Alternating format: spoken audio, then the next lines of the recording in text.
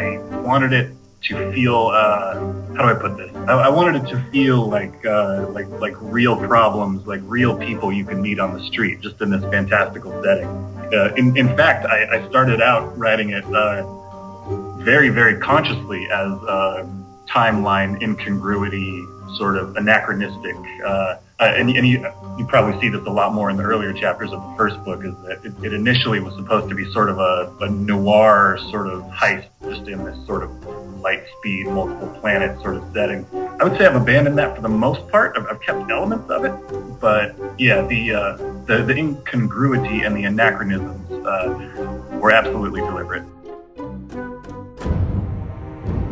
When you're talking about death, are you talking about a physical death or a mental death?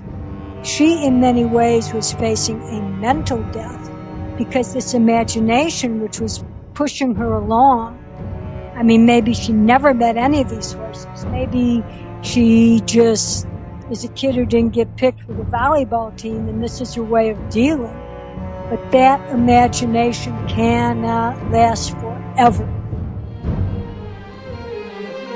I would say, Grandma, where do you come from?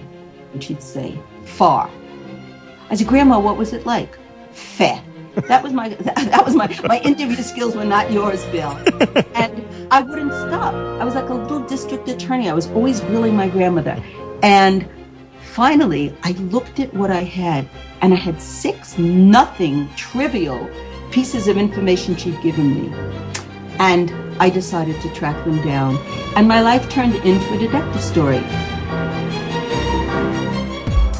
This sort of situation happened to about 4 million women between the 1940s and the 1970s, and I was really shocked by that. Even the term maternity home sounds as odd these days as insane asylum or poorhouse. You're absolutely right. And one of the shocking things that I learned in my research was that some of these homes were called the Home for Fallen Women. Can you imagine?